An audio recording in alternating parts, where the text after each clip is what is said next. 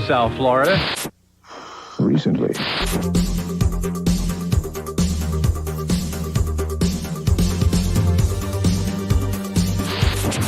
Blow your mind in the world's largest electronic game room. State-of-the-art video games. Fun for the whole family. Because today, who has time to squeeze oranges?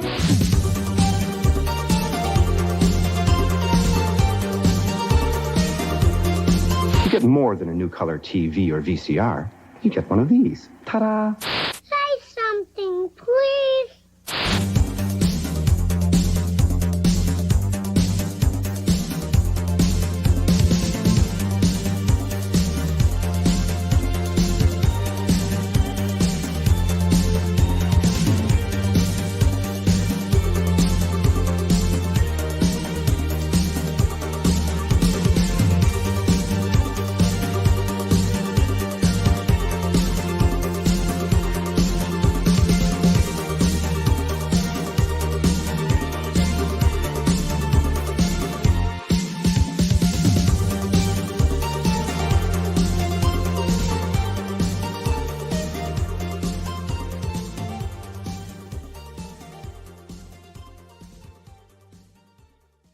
Yeah, That's really good. Nice. the best part about this show is the intros now officially. Like the content's just a distant second at this point.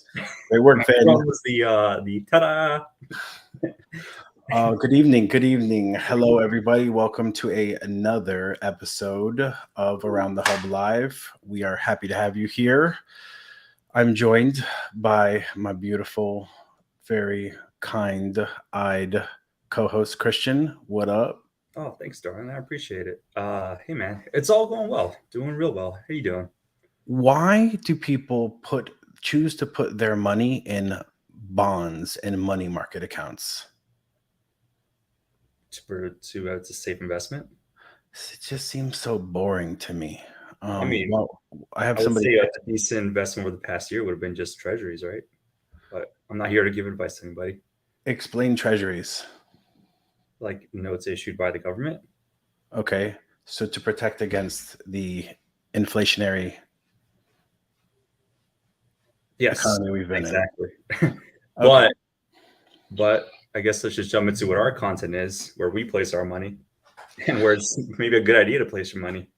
So the whole point is someone was like, "Hey, I'm putting my money into a money market account." I'm just like, that's just so boring. You give me some cash, I'm buying some FedEx line haul runs or at least some really, obscure cryptocurrency, and I'm gonna 100x it to the moon, obviously, right?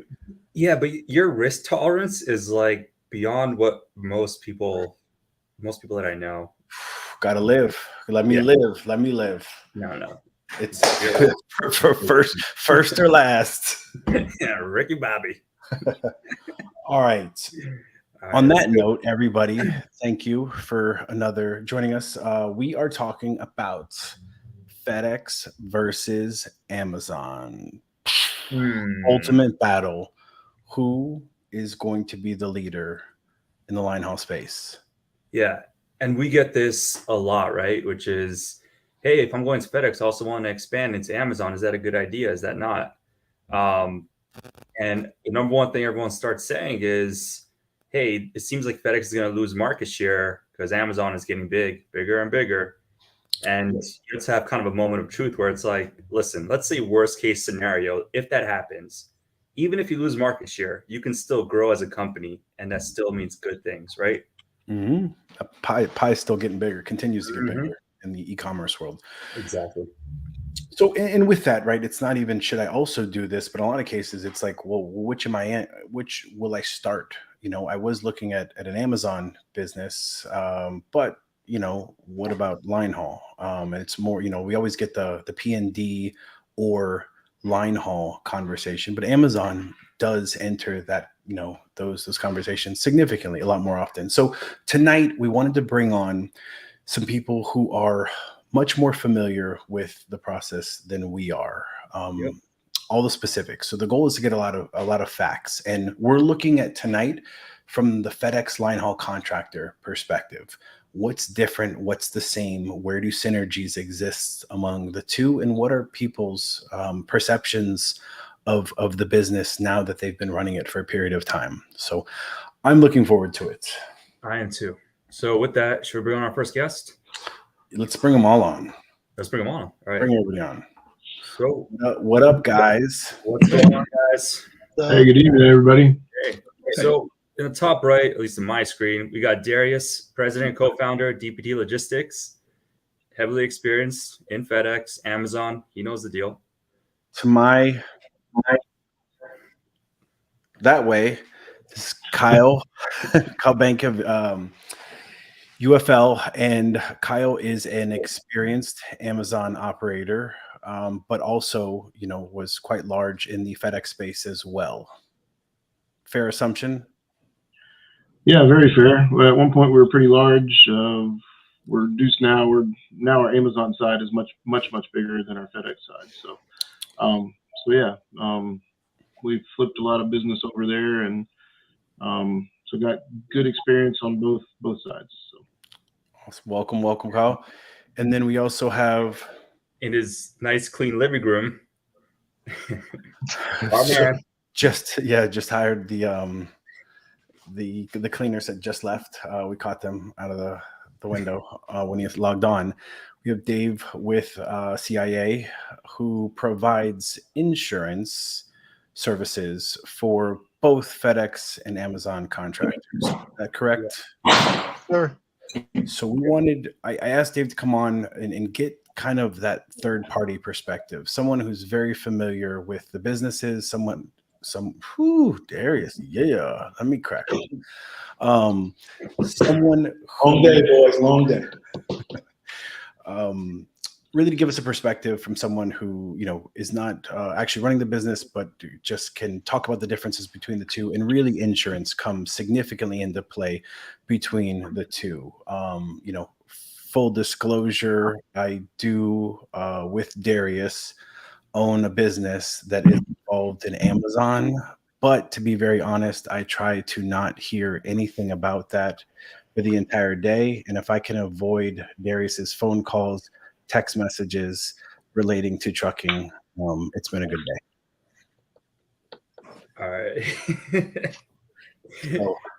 So with that being said, hello.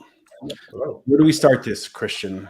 I would say I want to kick it to Darius first. I think the biggest thing we want to start with is what's the difference, right? And I think the biggest question being, and the topics around this being, would you recommend FedEx, Amazon, or both?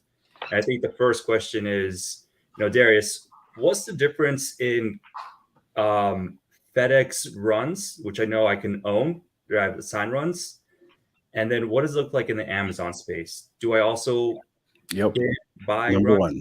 How does that work? Where do I get dedicated runs? It's hard. I mean, Kyle says he does it now.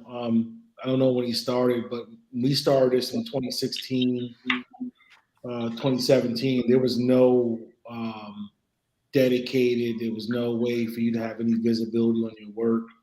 The Relay app was just starting to become what it is today. And we've been through every single iteration there was from 16 forward. We've been invited to every single beta program they've had, even to the first AFT where they give you the trucks. And I mean, so no, when we started, it was you tell us how many trucks we have, and on Friday we'll tender you how many loads we have for your trucks based on your performance score. So you could say you had 100 trucks a week, and if your score was great, maybe with some magical algorithm, you might get 60 or 70. So at that time, we were having like competing efforts or dueling efforts between FedEx and Amazon. So we just didn't have the tractor count to do both like we wanted to. So we had 30 some odd trucks in FedEx, and we had one truck in Amazon, then two, then four. And it kind of went like this, like FedEx went down and Amazon went up, and then back and forth until they kind of were both about the same. Until they weren't. So no, we've never had dedicated runs. Right. Yeah. So no. It was a very very weird way of doing things. We never had dedicated runs. So Kyle, will you speak to that? Have you seen Yeah. actual dedicated lanes?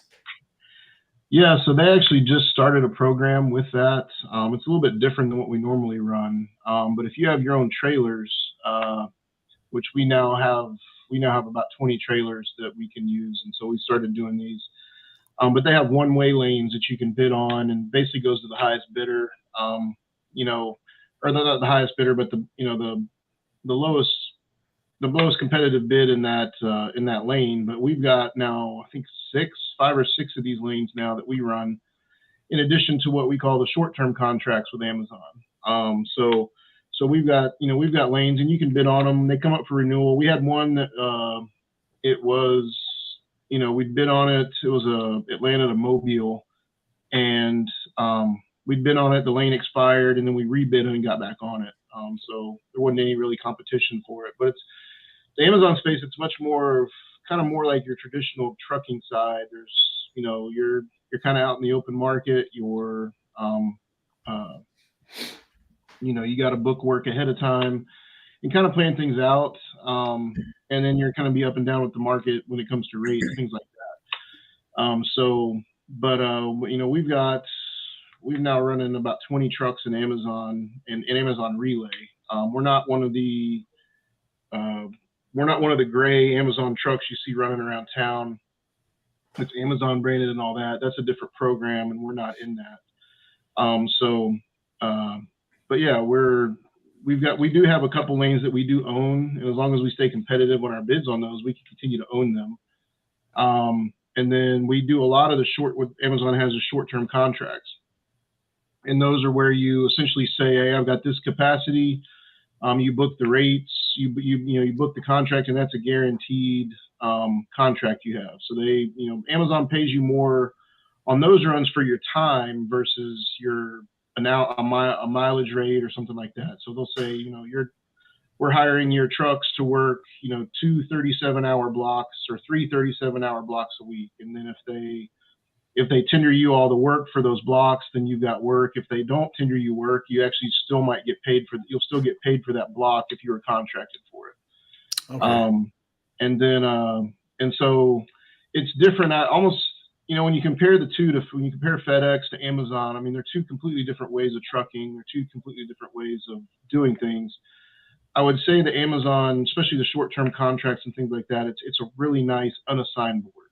You've got trucks. They're not going to run a dedicated lane every week, but if you book them on a run, that run is going to go, and you're going to get paid something for that. And about a week ahead of time what your schedule is going to be. And so that's the difference. That's the main difference there that we've been using the hell out of that type program. We didn't realize it, but we got invited up to Amazon, and they told us we're one of the bigger users of that program in the Atlanta area. So it's been good for us, and we've there. But so yeah, there's not like Darius said, there's not a run ownership type thing. When you move over to this side of the business, like we're doing, the business becomes a cash flow business. It becomes, whereas with FedEx, you've got cash flow, and then you've got the inherent value of the runs. And the other traditional side of business, it's a cash flow business. You're trying to get as much cash out of that as you can when you can do it. When times are a little bit leaner, like you might say you're in one of those times right now with the market. You make sure you cut costs and get by, and then when rates are back up again, you make money. You participate in the booms and everything there. And in a steady state market, you just figure it all out, and you get to where you're generating, a good profit off of those. So. Okay. Cool. So I love the way you put it. It's a really nice unassigned board, and that hits right to the heart of kind of the FedEx contractor we're talking to. You don't have dedicated runs, but you're running an unassigned board. You're going to run, and the idea of them paying you to not run, it's also like a Schedule J to a certain extent. Yeah. Darius, do we have that same? And there are, and like I said, we do have dedicateds that we do have, but they're not the same as They're not the same as like the FedEx dedicated. So, but from what you have to keep bidding on them. You don't own them forever. They're not on your schedule. Yeah, you don't own them. Yeah.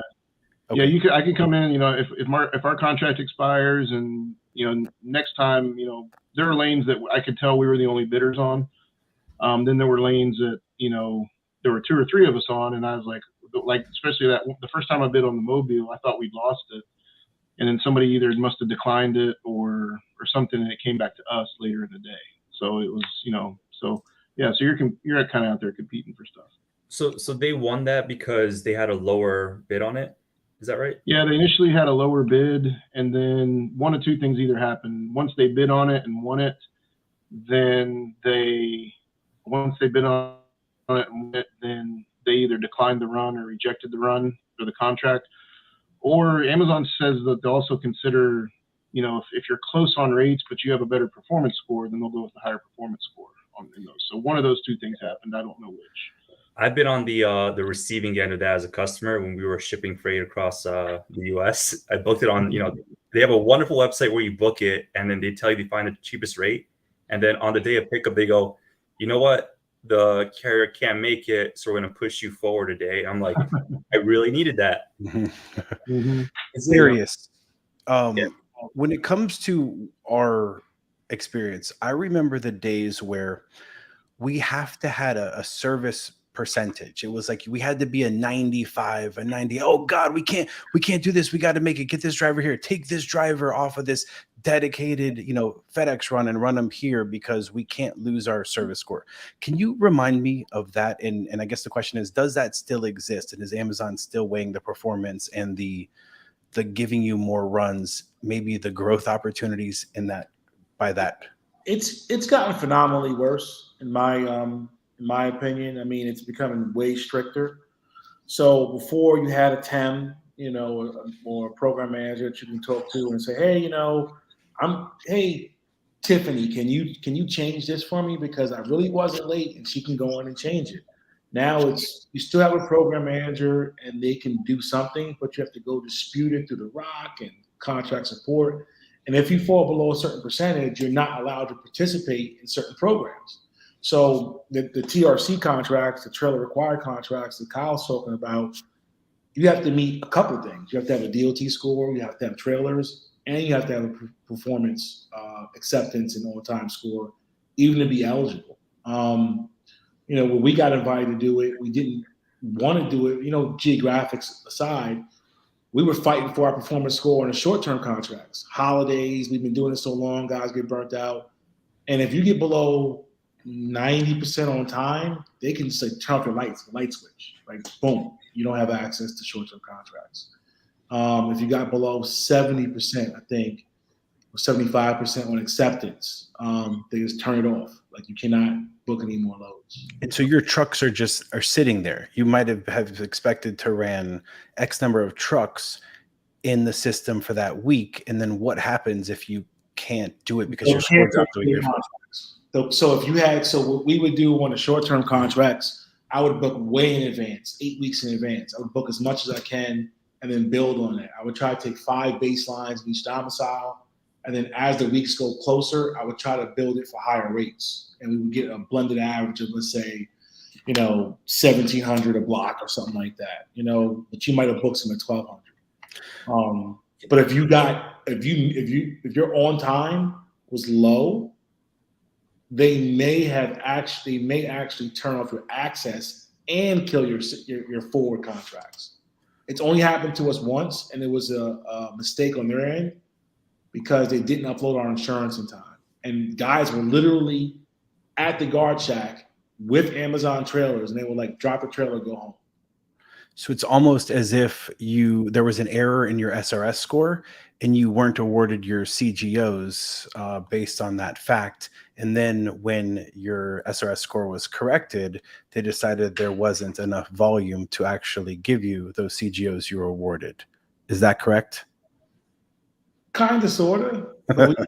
I went back in with a mouse click and just added them back. Okay, it took me a month. All right, let's talk about the most important factor, I think, what everyone's most concerned about, money, right?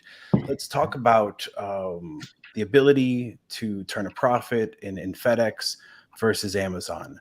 From my perspective, FedEx is Mr. Reliable, consistency, that revenue, it's going to stay the same, especially on those dedicated runs. Your rate per mile is only being affected by the cost of fuel, But if your revenue goes up, it's because fuel went up, and the reverse is true as well. Amazon, I remember these crazy swings. Kyle, we had weeks where we were doing team runs, $24,000. Oh my God, like money's falling from the sky. Get the teams. And then 2 weeks later, they're back to $12,000. Good amount of money, but the consistency frustrated the hell out of me because we couldn't plan for the future. Any thoughts, or in your experience, do you see that?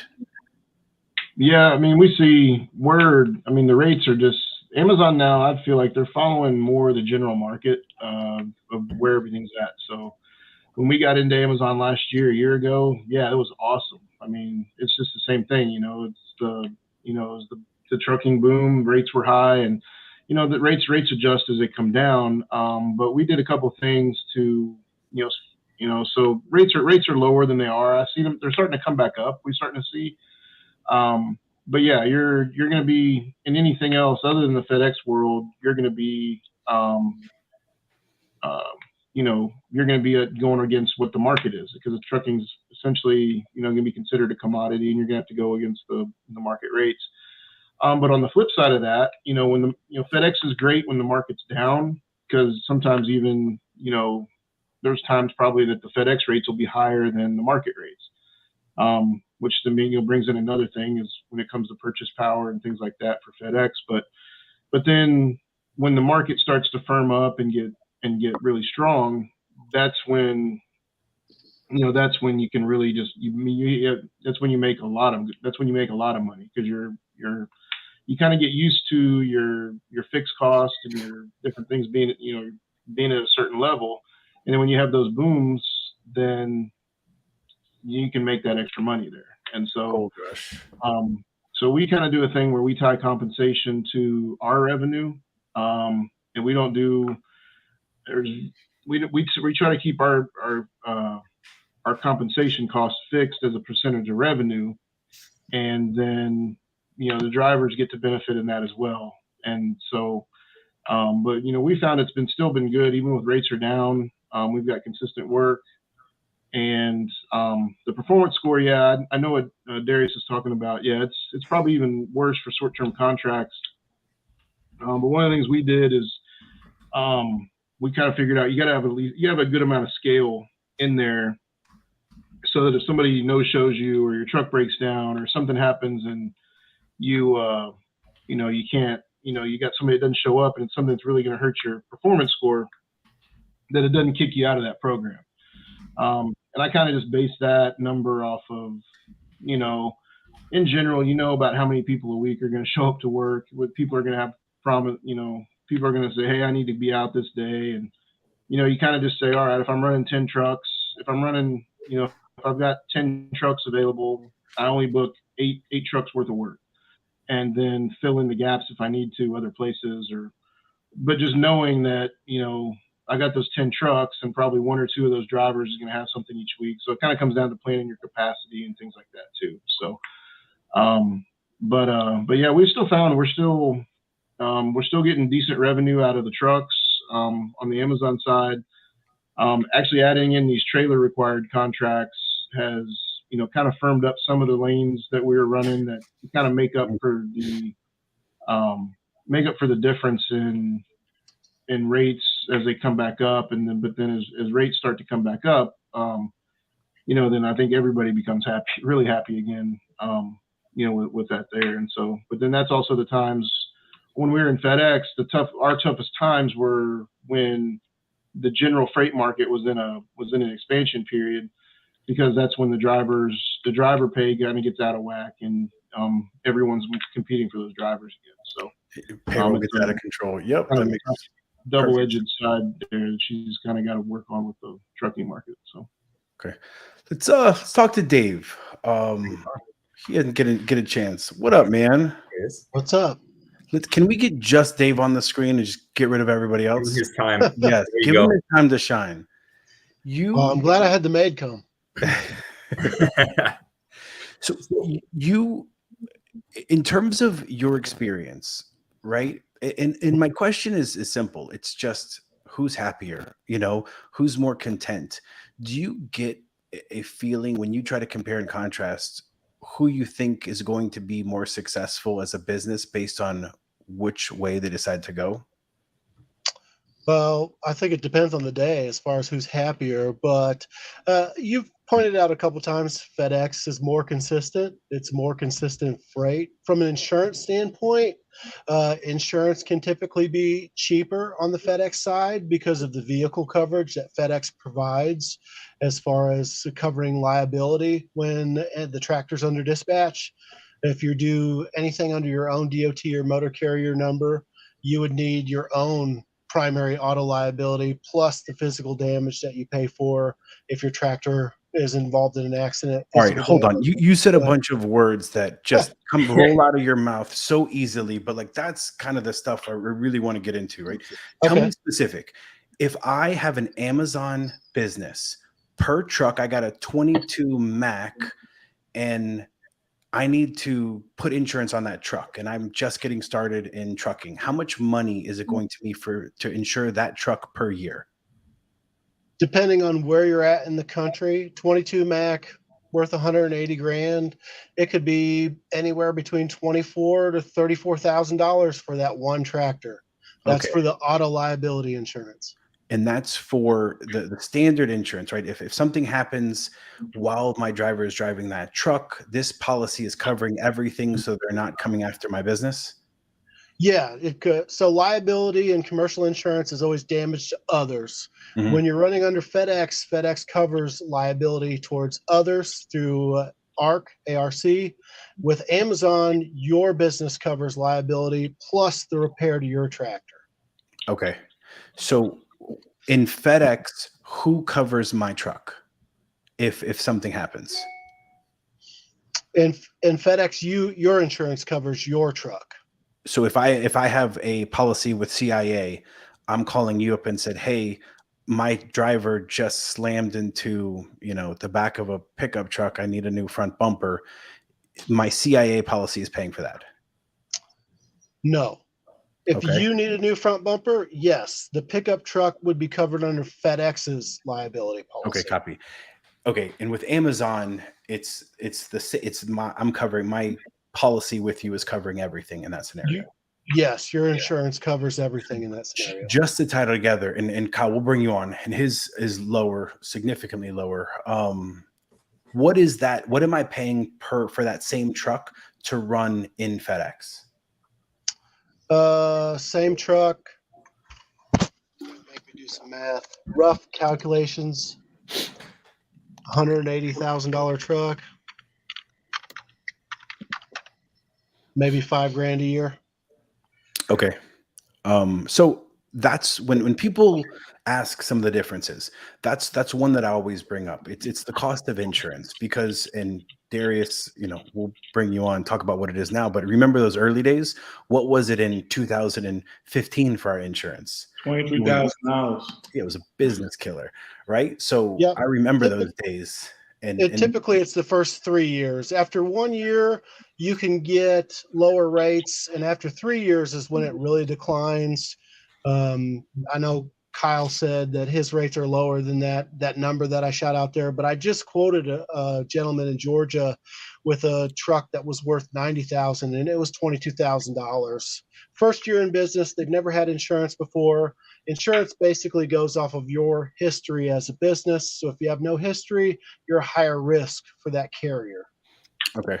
In terms of growth, do your customers, and obviously you're concerned with growth because I assume you're getting paid more as we're adding trucks. Do you see one side adding trucks quicker than the other? Prior to the last 60 days, FedEx. Freight's kind of slowed down on the FedEx side in some regions of the country. So, and we have clients that do over the road, not just for Amazon. I think Kyle mentioned on Facebook the other day that he's piggybacking into something else besides Amazon too. So once you have your own motor carrier and DOT number, you can do other things. But I think a lot of guys get that initial sticker shock when they see how much it's going to cost to insure one tractor to get into Amazon or dry van freight or what have you. And that's what deters them from actually doing it. When they can grow in FedEx, you can take that $30,000 and apply that towards a new run or what have you. And the consistency is there as far as your revenue. What's the last question I have is, what is the deposit that someone's paying on that insurance policy to secure it? Typically, depending on where you're at in the country, anywhere from 8 to 15% down to start the policy. And we've negotiated some lower payments with carriers introductory, but that's what you could be looking at. That's not bad. That's not bad, Dave. Most guys are 10, 15, 20% down. It's crazy. Yep. Christian, I have absolutely stolen tonight from you. I apologize. I'm not going to talk to you for the rest of the evening. No, you're rolling. Keep going, man. Hey Dave, do you write in New Jersey? Yeah, all 50 states. Oh, Rick, get Dave's number from me, all right? He's got it. Yep. All right. So it is in the chat. I want to talk about and Kyle, right? We talked a little bit about the tolls. When I'm in FedEx running all over the country, right? I'm not worried about tolls. I don't care if my drivers are taking the PA Turnpike coming back from Pittsburgh to drop off at Woodbridge. Tell me about tolls when it comes to Amazon specifically. So we run primarily Southeast, so we don't have a lot of tolls. The main places we see it's Florida. Amazon does build tolls into their routing now. They're supposed to build in there, but we're not in a toll heavy area, so I can't tell about the experience of actually getting them paid or if they overlook them or not. But they do provide toll coverage, but the route's got to be planned. So if they're telling you you're going from here to Orlando and you got to go on the Florida Turnpike, then that's supposed to be planned into the route. But it's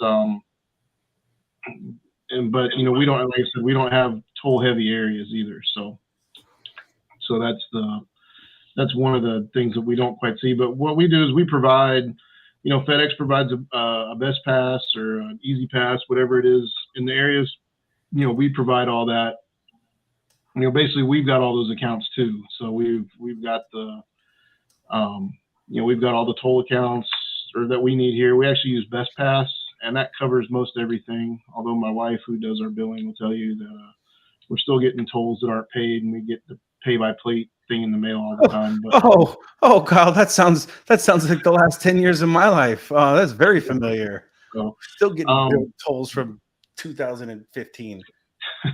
but for the most part, that's what covers those. And then the other big difference that I'd say between Amazon and FedEx, and we take advantage of this in the Southeast, is the fuel surcharge as well. The fuel surcharge is a national fuel surcharge, and everybody gets the same fuel surcharge versus FedEx, which is geographic based. So getting a good fuel card, we use the Truck Spy fuel card, and that gets us some really good discounts there. But yeah, you need to have a good fuel program and look for a really good fuel program, because that's one thing there that was a big thing. As rates were coming down, we started looking for new fuel solutions because of the you lose that discount of being able to buy wholesale or whatever through FedEx. And so we felt like we found some good programs there that tremendously reduced our fuel cost. But that's the big one. So if you're out in a high fuel state, that you're not getting the benefit of the fuel surcharge there. And then the stuff we do that's outside of Amazon, a lot of places aren't paying a fuel surcharge. So you just gotta kind of book, when you book a load or book freight, you gotta make sure you're getting the all-in rate that you want to get. On a revenue per truck, revenue per day, whatever it is, to make sure you're covering those costs there. Kyle, okay. I'll hook you up with a fuel card and a rep. You can get cost plus. That's a real okay. It's good. You hit the nail on the head. If you don't mind me interject here, guys. I honestly believe that FedEx was making money off of us on fuel for years. Only reason I say that is because when me and Rick got a cost plus account, it was actually really easy, and it was cheaper than our FedEx account. and it was like cost plus 5 cents. So we were saving $1 at a pump, $1 a gallon at the pumps at one time. So when I see Ariel and all these people that Rick's talking about getting cost plus cards, I'm like, they could have did this shit 10 years ago. So if you don't have a cost, the card we have on now is cost plus as well. yes, so you're good. So you're solid. As long as you're cost plus below 10, you're good. If you're beyond 10, don't do it. And then we lock out all those expensive truck stops like Lowe's and Flying J. So that they're the ones that give the drivers. Now you get a WEX card and turn your controls on. I wish that's one thing. I wish maybe you guys can do it now with the new people getting the new TEL card. I'm not sure, but having the controls on the fuel card, we actually, because of where we run and our trucks are spec'd out a certain way, drivers should only be getting fuel in Atlanta for us. And so, we've got our places that we prefer to fuel up, and we lock out all the places we don't want them buying fuel at. And, we'll tell everybody when they start, hey, you can't buy fuel at these places, so don't even try. But then they forget, and they're calling, hey, I can't get fuel at Love's here because, and I was like, no, you're not buying fuel at Love's because they're 50 cents higher and don't give any discounts. So, here's where you fuel up. So, and see, we're in the reverse because there's no small mom and pops, there's no Circle K's, there's no Speedways up in the Northeast. So we lock them out to Pilot and Flying J because we're at cost plus there. As opposed to Sunoco, it might be $5.35 a gallon at Sunoco, but it's $3.90 at Pilot and Flying J. Okay. Before we run out of time, I want to talk about the obvious, right? It's the FedEx contractor decides they also want to run in Amazon. Very interested in the synergies that exists. Dave, let me ask you this. How many customers do you have that are running in both, that are FedEx contractors, but also using a different set of trucks in Amazon or OTR? OTR, probably close to 50 line haul contractors. Go ahead. And I guess, where do you see the problems that may come out of that? And I know the one we always had the issue was we started under the same corporation, and the insurance just destroyed. I mean, that was miserable. Is that still an issue? And kind of speak to the fact of how people can prepare to mitigate that. Sure. Well, if FedEx kind of put a stop to using your same FedEx entity to run over the road for anything else a couple years ago, because the FMSCA, Federal Motor Carrier, I forget what the rest stands for, but they require you have insurance, and insurance companies get to pick and choose what you insure with them, and they want everything. So if you run 12 tractors under FedEx and 2 tractors under Amazon, 2 insurance companies don't want to insure both vehicles for Amazon under the same entity. It can just create a lot of havoc, I guess, so to speak. So if you had an Avant policy for your FedEx under DXP Group or what have you, and then DXP Group ran under Amazon, and you wrote a policy with Progressive for those 2 tractors, and an accident happened, sometimes the insurance companies can point fingers at each other, and nobody claims fault for that accident, and your company could be getting sued for what happened there. So splitting corporations, creating an LLC or something like that to run over the road, and then just knowing what you're getting as far as if it's really going to be worth it for you, the rates you get, because the insurance is going to be higher under your own motor carrier and DOT number for at least the first 3 years. It's going to be pretty darn high. Now I have over the road clients that pay $8,000-9,000 per tractor annually, but they've been in business for 4, 5, 6, 10, 12 years. So it's just, I guess that's where I would start. Okay, so that's a great point. If somebody disagrees, please let us know. But if you wanted to run outside of FedEx, you would have to start a separate corporation and use that for one purpose and then leave FedEx where it is. Is that correct? Anybody disagree with that? No, as you can see, I've got 2 companies right listed right there. That's for that reason. We Okay. tried to set them up, and we had to have a second entity there. So what about the idea of taking a truck that I run in FedEx, and when 303 is like, hey, sorry, that Rialto run's not running this week, and we're like, what the hell are we supposed to do? Being able to move that over to my other company, how hard is it to run that truck in Amazon? We've done it. It's not preferable, but we've done it. And when, that same situation, we've had drivers have their runs canceled. And, I was able to go on the Amazon load board or another load board. I can't remember which one it was, and found them something to do for the next 3 or 4 days until it was time for them to run again. So basically I set up my own trip lease with our insurance company. But there's a little bit more paperwork involved there. We have the truck, we had at the shop, we had magnets made so they could go grab a set of magnets, cover up the FedEx DOT number. Mm-hmm. And then I temporarily added that tractor to our DOT authority insurance. And then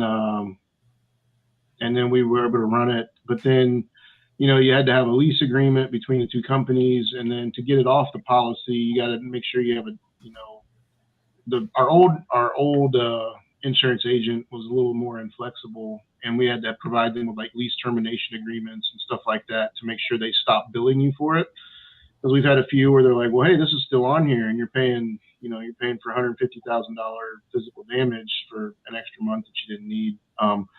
That kind of stuff happens. So make sure that you just got to have all the paperwork done right, and you will have to, or say you want to be flexible and run between the 2. You're going to have to pay double insurance. You're going to have both tractors are going to be on your NTL policy with FedEx, and they're going to be on your other policy for your DOT authority if you want to keep moving them back and forth. So say you got a unassigned solo that's kind of inconsistent, and you're running them back and forth, you're going to have to maintain insurance on both to kind of keep that up there. So Any way to get around that, Dave? Do you agree with that?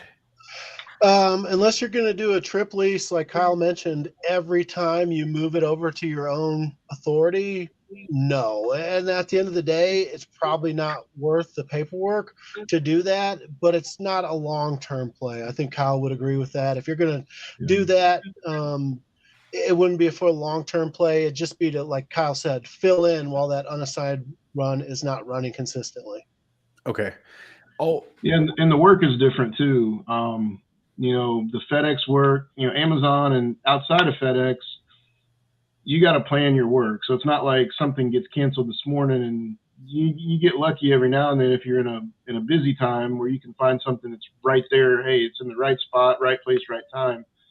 But that's not often. I had a guy today get canceled, and I was trying to find something for him, and there's nothing available on Amazon until tomorrow. So, it's a different type of stuff. Well, tomorrow he's going to have his run back, so you just send him home paying for the day. So those type of things have to line up right for it as well. It's a different type of scheduling and planning between FedEx and outside of FedEx. What about operationally, like working with the team? I know in FedEx you have a manager you can go to. If there's low volume, you kind of talk about, hey, can I find volume somewhere else? Is it similar in Amazon, or do you have a team you can talk to? The thing with Amazon is you see it. You see the visibility, way in advance. I mean, there's never a time where you just can't see it. I mean, if you can't see it, that means that they took away your access.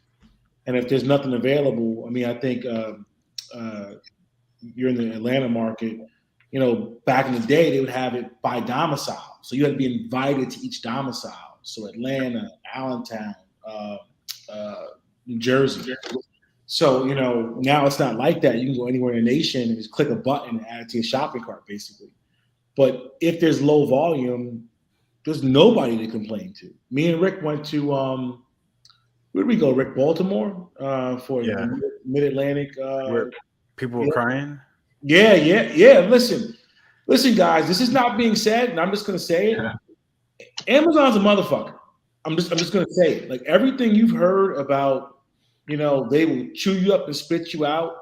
It is 100% true. Me and Rick sat there and watched the guy, cry tears because he went out and bought trucks and trailers and had a booming business. What did he say he was doing? 40 million? 40. He went from $40 million to inconceivable money to us. to like $4 million, like overnight, and then went to $0 fucking dollars. He was turning in equipment. So I mean, me and Rick I hate to say it, all of our worst crashes happened under Amazon. We had a fatality in Amazon. We rolled the truck over on the New Jersey Turnpike under Amazon. We hit a barrier in Amazon. We had great insurance. Thankfully, we didn't have cut rate insurance, but it was $40,000 to clean up that truck and turn it over on its side. Another $26,000 for Amazon's trailer. Nobody's coming to save you. You, Amazon, whatever, that's your insurance, your load, your driver, your trucks. And Kyle, you're in a unique position where like you're moving from FedEx and Amazon or whatever else you might be running, but what made you decide to do that? For us, I think it was full independence.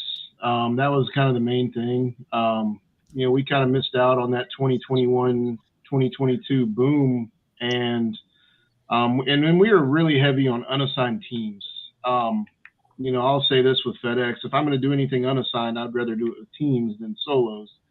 Knowing what I know now, but then on the dedicated side, you need to have a much better mix of solos and teams. And we had a lot of teams. And here in the Atlanta market in 2021, the team market just got way out of whack with what we were paying. And so we decided, when we saw that the rates, there weren't any significant rate changes or anything coming with FedEx, we decided to move our unassigns out of FedEx. And so that's how we got started on the Amazon side. And but it's a completely different thing there. But for us, we can kind of go where we want. I can still go out and shop customers. I don't have to worry, and we've always been an independent type contractor. For the last 5 years, we've always had our own IFTA. We've got our own base plates. We got stickers with our company logos on the doors, even though they said we can't. We've kind of always done things a little bit our own way, and so we that was kind of the main driver there of feeling like, hey, we just want to kind of be out on our own with our own independence there, and kind of take the opportunity to cash in a little bit on what we built with the FedEx side of the business, and then kind of continue to grow outside there. So that was kind of our main thing. We can do that. There's two topics, Ben. We got to get to it. I'm going to ask you first, Kyle. It has to, recruiting, right? Recruiting, retention. FedEx, dedicated runs, home weekends, home every day, solo drivers. Tell me about the Amazon recruiting, the lifestyle of a driver. How do you sell these drivers on this Amazon life, and how does that differ from the FedEx life of drivers? For us, it's a dedicated-ish schedule still, even though it's kind of unassigned. We found the drivers don't necessarily care where they're going with us. Well, with us being in the Southeast, it's rare we have to worry about weather. I'm not having to drive in the mountains and big cities other than Atlanta, and the runs are kind of planned around the city schedules. There's still some, there. So, but with Amazon, the drivers are running, when they're going to be working, and they know we give them a good idea what they're going to get paid. And that's been the lifestyle. So they're running solo. They go out, they sleep in the truck overnight. They come back the next day. Then they're out of the truck for either 10 or 34 hours. And then they do it all again next week. And then we work with them again. We kind of always, same way we managed our unassigns when we had a lot of unassigns, because we were really good at unassigns. And it was the same kind of way, if you got 10 runs, you need to have 12 trucks or 13 trucks, and just manage it accordingly, because people are going to call out and people are going to need time off, and we do what we can to kind of make sure they don't get burned out, running there. So I book a mix with Amazon too. I book a mix of the partial week contracts versus the full week contracts, to kind of, knowing some guy's going to come this week and say, hey man, I only need to do 2 blocks. I need an extra thing this week, that kind of stuff. And so we do that. And then we carry over a lot of the benefits and everything that we had from United Federal. We offer good benefits. we always have offered higher than average pay, even though the pay's down. Our pay goes up and down with the market. We also kind of tell the drivers, hey, and we tried flat rates too, and that didn't work.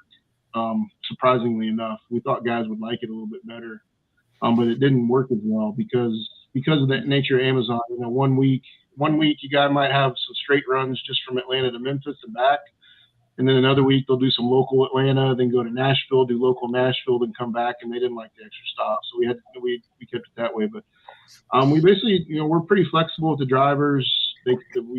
We have 4 parking locations, and so we have a lot of different things that we've built up over the years that we translated over to the recruiting side that still resonate well. And then now with us on that side, we're all solo only, you know, home every other day, and good, you know, industry average pay is what's been getting us in there. So we've got a good pipeline of drivers, and it's easier for us to process drivers. That's a big upside. Ooh. So would you say the difficulty is about the same? Is that kind of what I'm hearing? Say it again? Would you say the difficulty is about the same in terms of recruiting for FedEx and Amazon? I would for our Amazon side, it's easier, and the big thing of that is not having to navigate through First Advantage. I can if a guy's ready to work, I can get him working. But we're actually tighter on our requirements though for Amazon drivers versus FedEx, and the main reason of that is the insurance and the DOT safety side. Mm-hmm. We can't risk having an idiot behind the wheel, and you know, we don't do that anymore. You know, sometimes you might work with a guy because hey, it's going to take a guy 2-3 weeks to get through First Advantage.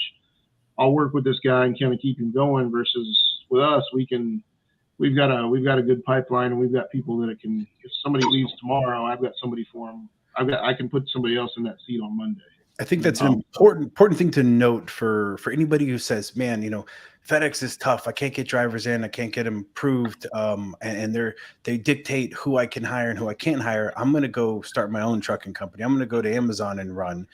And Darius, if someone's thinking from that perspective, is that the case? Does it get easier? Like, is it what Kyle said, where it actually gets more stringent, or is it easier to get these drivers in from our perspective as owners of the business? It's easier to get them qualified. I mean, but the phone still has to ring, you know, and you still have to treat it like a job, process them. Now, once you check all your boxes and they're ready to go, it's no problem. And like I agree with Kyle 100%. Is most of these guys don't really care where they're going as long as they're home every other day. Now that every other day, when they're supposed to be doing their 10-hour break, may turn into 9.5 because they're waiting for a trailer at an Amazon facility. Mm-hmm. So, you know, and some of these guys, they're too aggressive in their home time to say, you know what, I probably should sleep at the truck stop and not go home, but they just got to be home and sit at home every other day. And I'll talk about our experience, or really my experience. And Darius and I have had aggressive shouting matches over the years and not spoken to each other for days at a time over this issue. And my problem with Amazon was the insurance issue. It was the let's do this, and you know, you add a new truck, it doesn't work out, and then it's, oh, by the way, you have thousands of dollars that you owe. And for us, it was the early days. We couldn't afford to just front the entire money. So not only did we have the insurance company, we had the company that like wholesaled the insurance to us. And then you had the company that financed it. And that process was so tedious and it took hours. And so I just got so turned off by the complicatedness of what that brought. A lot of it might have had to do with the way we were running it, going back and forth, adding trucks, taking off trucks, just consistency, trying to beat the market. And then I look at what just happened, where my FedEx company bought a lot of trucks ready to grow into a new hub. And through no fault of our own, those trucks didn't have homes. And so it's like, oh shit, I have tens of thousands of dollars in truck payments and truck lease payments that are due. What am I going to do with these trucks as FedEx is slowing down?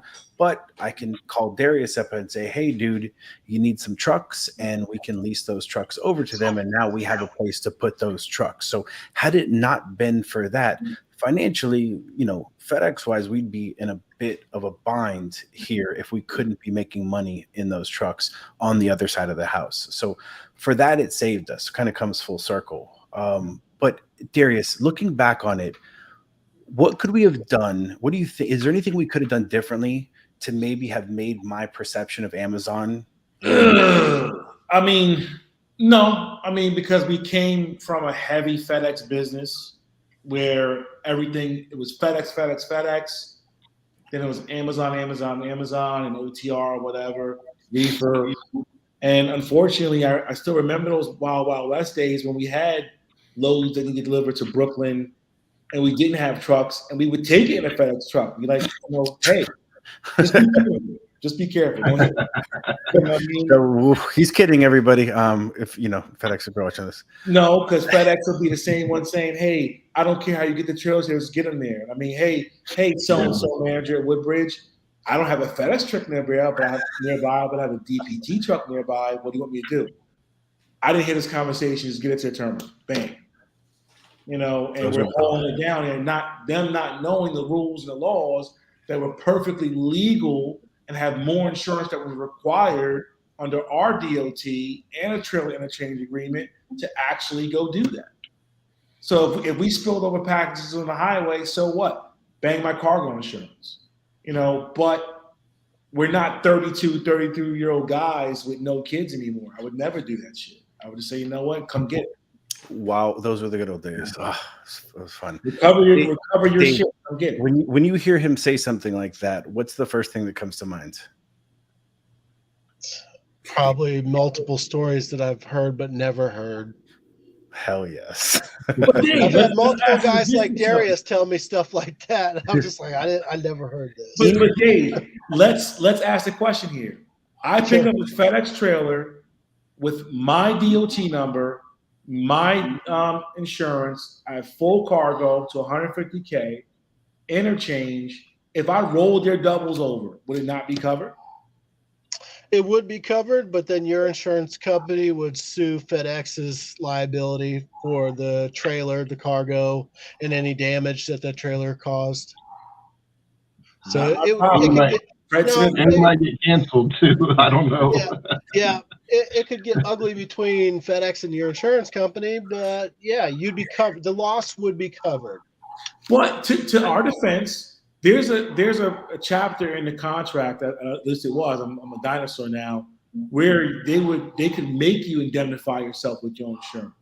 So I'd be hard pressed to see them actually come back at you and not allow it to be covered. They'd probably be happy you had insurance. We're not going to find out. So what does it matter? We got like 2 minutes left. I want to try to wrap this up with just one question here. So if I'm a contractor, I got a couple years in the business, either I'm in FedEx, I'm in Amazon. Would you recommend I try to get into the other one, or should I focus my time on one of them? How many trucks you got? Yeah, you need scale on either side. I think it's, we got to about 23 trucks on FedEx. And we didn't want to move outside of our home terminal. We're in Atlanta. We like being based here. So we made the decision to kind of split up there. And then, we're in the process of kind of fully exiting FedEx there. But it's going to be on your appetite for risk too. My wife and I are pretty independent. We want to kind of continue to do our own thing. We like having a little bit less restrictions, especially as we got more experience under our belt. And that drove a lot of our decisions there. As far as where we went, as a company and in the type of work we wanted to seek out. So those are different questions. And you need to weigh the pros and cons of what, you get good benefits running for FedEx.